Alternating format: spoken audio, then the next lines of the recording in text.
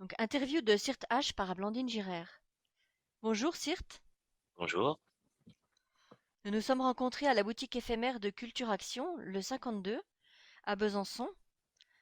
Est-ce que vous pourriez nous expliquer votre nom d'artiste? J'ai eu la volonté de travailler avec un surnom parce que j'ai une histoire familiale un peu singulière. Ouais, donc c'est le pseudo que j'utilisais sur Internet au départ, qui est resté. Le nom que j'utilisais pour signer mes premières peintures. Mhm. Et voilà, la signification est pas très importante, mais par contre, j'aime bien le fait qu'il soit non genré et qu'on puisse pas vraiment l'identifier géographiquement. Donc ça ajoute un peu de mystère, ça me laisse être non identifié. Euh, Est-ce que vous pourriez nous parler de votre profession artistique? Comment est-ce que vous pourriez la définir? Alors, moi, je suis pochoiriste avant tout. J'ai commencé par la photo et c'est ce qui m'a permis, la technique du pochoir, de faire le lien entre la photo et la peinture. Parce que je trouvais qu'en photo, on était un peu enfermé. Pouvoir créer de toutes pièces des images, c'est ce que je voulais. Et le pochoir m'a permis de faire ça. Donc aujourd'hui, je fais plus que du pochoir, sous diverses formes. J'essaye d'emmener ce travail dans la rue. J'essaye de l'emmener dans le cadre de l'appartement aussi, qui est un autre espace avec des autres codes. Oui, parce que justement, j'ai vu que vous vous présentez comme plaquiste, peintre sur placoplâtre, street artiste d'intérieur. Donc ça, c'est assez original. Oui, Vous avez expliqué effectivement, commencé à expliquer. Vous voulez peut-être ajouter quelque chose, développer? bah, le fait d'avoir une désignation un peu absurde comme ça, c'est revendiqué, ça me vient du punk rock que j'écoutais enfin que je continue à écouter, mais que j'écoute depuis que je suis ado, où voilà, on peut retrouver des groupes qui se définissent comme punk rock commercial à but non lucratif, ou d'autres appellations comme ça absurdes. C'est quelque Mhm. chose que j'ai envie de reprendre, et aussi dans le street art d'intérieur, c'est l'idée que l'appartement fait partie de l'espace urbain. On peut se revendiquer artiste urbain et peindre pour des appartements. C'est pas le même cadre qu'une maison de campagne, quoi. Je C'est comprends. abordé différemment. Voilà, et le Entendu. côté plaquiste, c'est un petit peu parce que j'ai quelques liens avec l'artisanat aussi. Et donc voilà, c'est pour un peu souligner le fait que je travaille sur placo, ce qui est pas très commun, et aussi faire le lien avec l'artisanat. D'accord. Oui, c'est intéressant et notamment l'aspect du street art. On voit des street artistes qui créent des œuvres spéciales pour accrocher dans un salon ou oui, qui ressemblent en fait à un format traditionnel. Et donc vous, quand vous vous définissez comme street artiste d'intérieur, en fait, j'imagine que vous agissez directement sur les murs aussi. C'est envisageable, mais pour l'instant, c'est pas arrivé. J'y réfléchis, j'y travaille, j'avance vers cette direction, mais l'idée, c'est quand même de créer un tableau D'accord.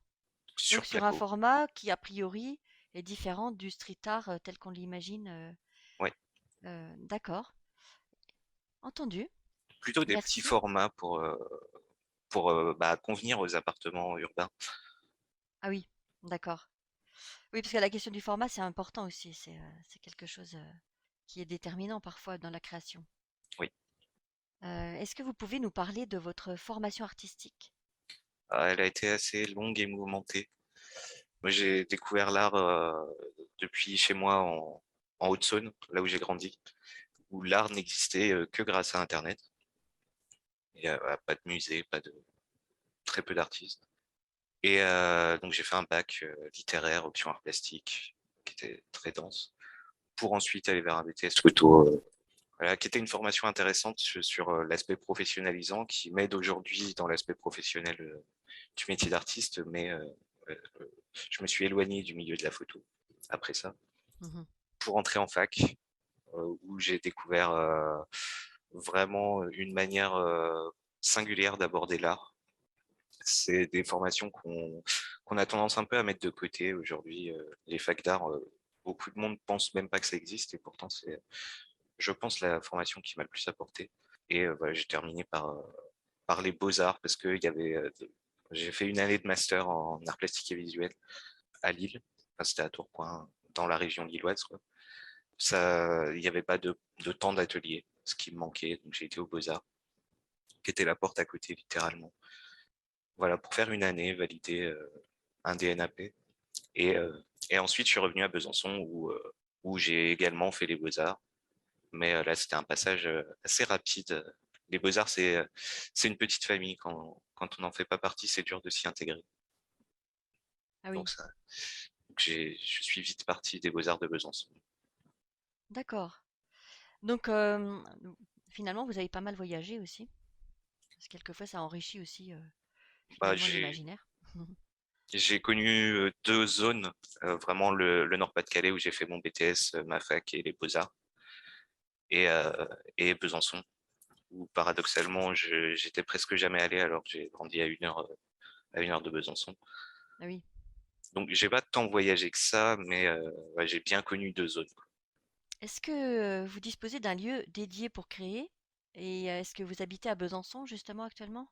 Oui, j'habite à Besançon et mon atelier est dans mon appartement. Donc j'ai la D'accord. chance d'avoir une pièce quand même dédiée parce que je fais de l'encadrement aussi, donc un peu de menuiserie. Mhm. Et il me faut une pièce pour créer. Et j'ai la chance d'avoir ça dans mon appartement. C'est pas idéal, surtout pour les voisins. Et vivre dans la poussière, ces choses-là. Mais je travaille pour que ça change et avoir un lieu séparé, pouvoir vivre quelque part et travailler ailleurs. Pour la D'accord. santé, même la santé mentale, c'est important. Et surtout à l'heure actuelle, on voit bien les gens qui sont en télétravail, ne serait-ce que ça, Oui. on éprouve parfois disons ont des petits, peuvent avoir des petits soucis psychologiques liés à ça, effectivement. Bah, on sort jamais vraiment du travail, quoi. Oui. Est-ce que vous trouvez que dans votre ville et dans votre région, il y a des facilités pour exposer et donner à voir vos créations? Oui, oui, parce que, enfin, surtout depuis la nouvelle mairie à Besançon, là, il y a un vrai soutien des artistes. Donc, il y avait déjà avant la mise en place des ateliers Vauban, qui sont des ateliers communaux, où je crois un peu moins d'une dizaine d'artistes occupent l'espace pour un loyer qui est vraiment très faible. Il n'y a que les charges qui sont payées. Donc, c'est sur sélection, mais en tout cas, ça existe et c'est bien. La mairie soutient ces artistes-là. Il y a eu aussi au printemps dernier mis en place un fonds un fonds d'acquisition par la ville. Donc ils ont lancé un appel avec trois thèmes. Il y avait la place de la femme, la révolution du monde du travail et l'environnement, qui étaient voilà, trois thèmes où on devait proposer des œuvres sur ces thèmes-là et la ville avait un budget pour acheter ces œuvres-là. Donc là, j'ai eu la chance de sélectionner et ce fonds va être exposé à partir du 24 février au Musée des Beaux-Arts de Besançon. Enfin, c'est vraiment la ville qui a décidé d'acquérir un fonds d'œuvres d'art et de le valoriser. Mhm. Donc voilà, c'est à imaginer que ça sera reproduit. Il y a aussi en ce moment un sondage qui circule à Besançon pour savoir ce que les artistes attendent, ce que les artistes cherchent. Ah On a oui. la chance aussi d'avoir Culture Action, donc avec le 52 qui organise beaucoup de choses, beaucoup de formations professionnalisantes, des boutiques comme celle à laquelle j'ai participé. Donc voilà, c'est vraiment un terreau culturel qui est en train de se solidifier, se construire. Et je pense que c'est vraiment on a beaucoup de chance à Besançon. Quand je compare par exemple à Lure, la ville où j'ai grandi en Haute-Saône, où on a un maire qui est passionné de culture, il fait un festival de street art. C'est que son énergie, quoi. Il y a peu de retentissement. À Besançon, on sent une autre énergie, mais la ville est d'une autre dimension. L'association juste ici, vraiment, le festival bien urbain est reconnu maintenant, au moins à échelle nationale.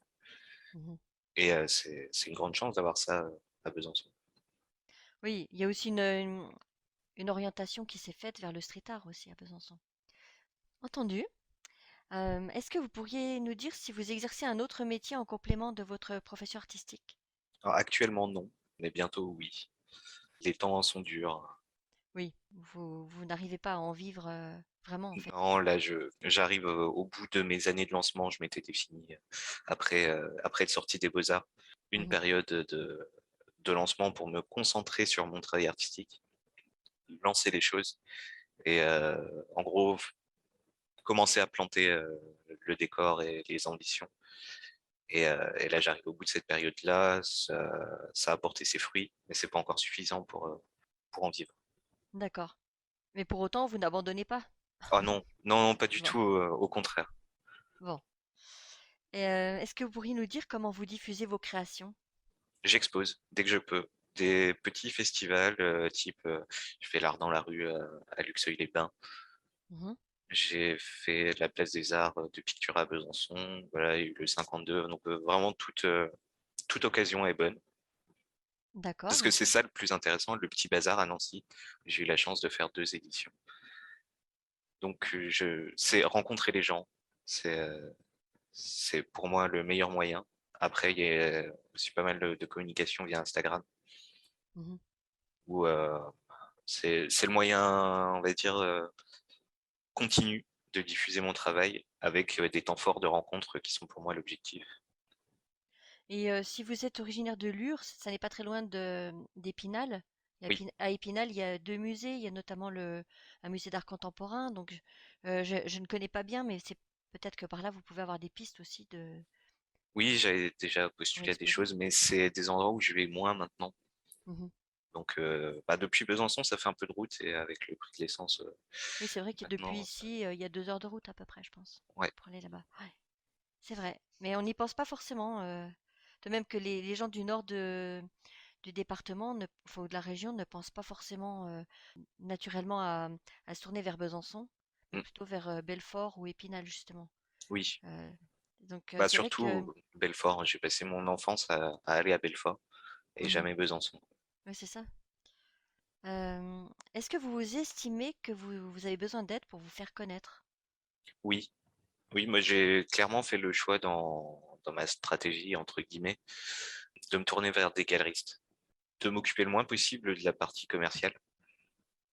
Et, aujourd'hui, je travaille avec une galeriste à Meaux, la galerie Guettard, Mhm. qui fait un super travail, voilà, qui a ouvert une boutique physique, ce qui devient de moins en moins commun pour une galerie.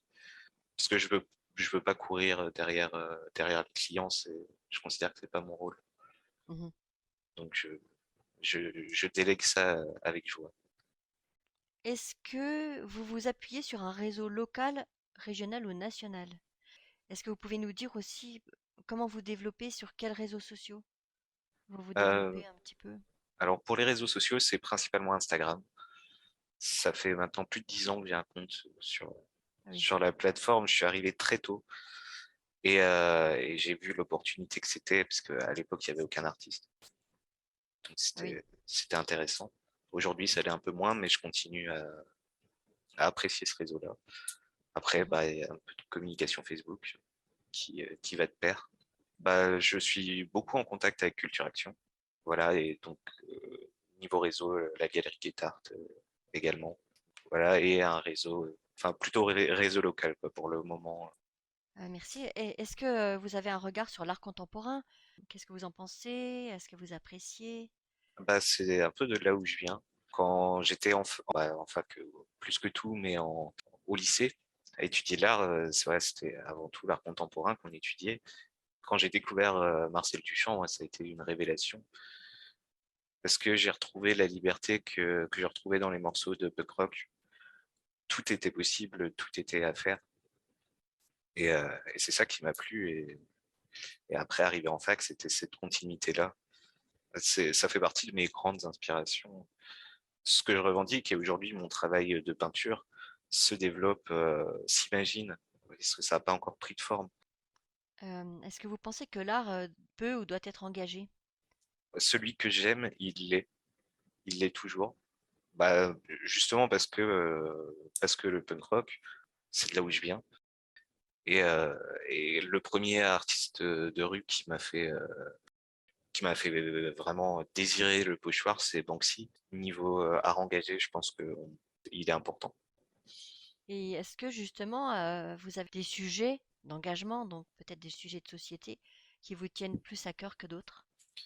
Bah, de manière générale, c'est les rapports de pouvoir. Justement, peut-être, c'est quelque chose qu'on retrouve forcément dans le punk, hein. C'est l'idée que qu'il y ait des puissants et il y ait des moins puissants. Et comment exister dans ce monde où on est les moins puissants. Donc c'est ça, et forcément aujourd'hui ça se retrouve dans les discours féministes. Donc là-dessus, le tableau qui va être exposé au musée des Beaux-Arts est justement un tableau parle de féminisme, en citant Sade. Donc Mhm. c'est un exploit pour moi. Je suis très fier. Moi, j'irai voir quand quand ça va ouvrir. Euh, Justement, par rapport aux femmes, est-ce que vous pensez que les femmes sont... Bon, pendant longtemps, on sait très bien que dans les arts et la littérature, les femmes ont été freinées, voire inexistantes, enfin effacées plus exactement de l'espace. Est-ce que vous pensez que c'est encore le cas, qu'elles ont encore des difficultés par rapport peut-être aux hommes?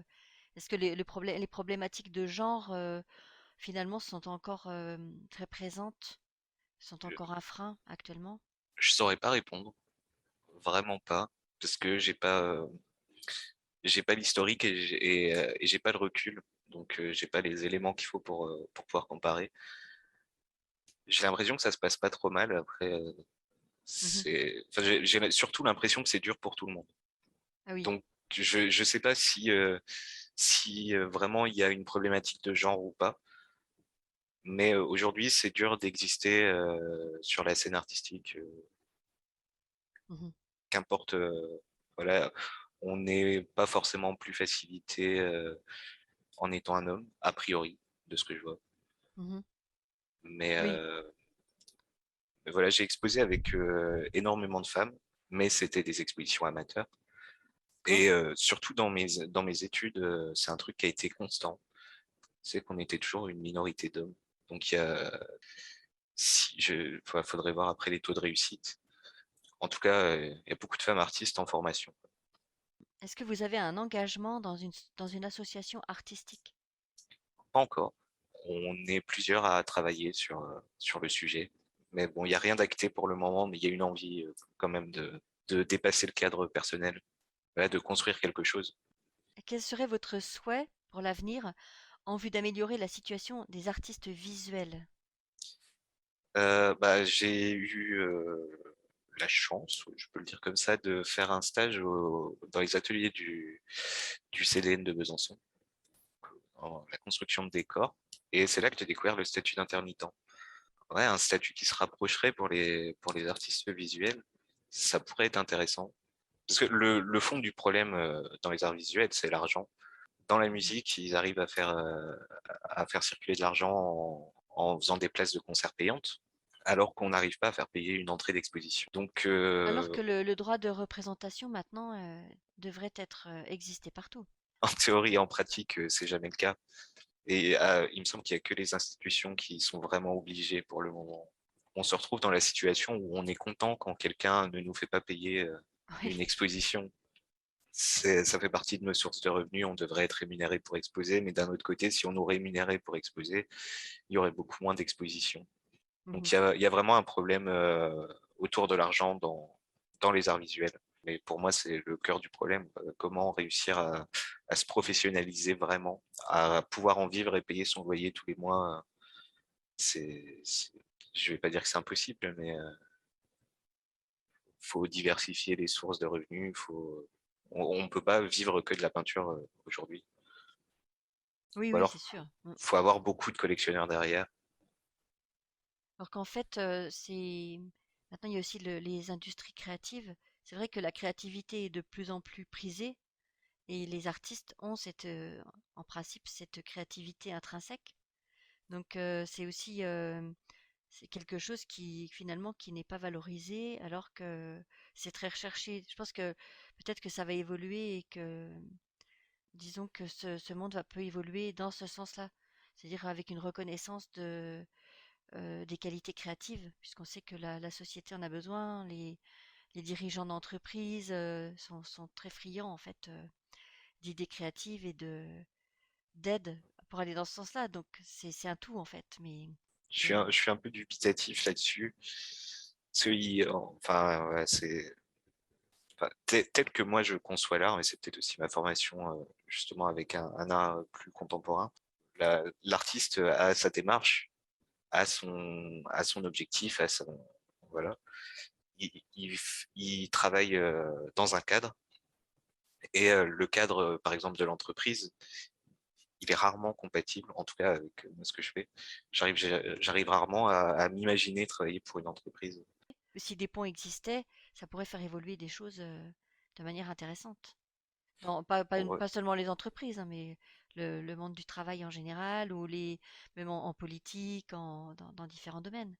Maintenant, j'ai une dernière petite question à vous poser. Quel serait le verbe ou l'adjectif qui pourrait le mieux vous caractériser? Je dis souvent provoquer quelque chose, qu'un jeu, que mes tableaux ils puissent avoir une résonance, que ça soit pas juste là pour faire joli dans un coin de la pièce, mais qui fasse s'interroger, quoi, qui provoque des choses chez ceux qui les regardent. Et provoquer aussi, quand je fais un tableau que je désigne comme étant un tableau féministe et je fais une citation de Sade, c'est aussi parce on a rarement l'écho d'un Sade qui serait féministe. Ça m'amuse de mélanger les deux et un petit peu voilà, de voir ce que ça peut provoquer. Très bien. Je vous remercie. Merci à vous.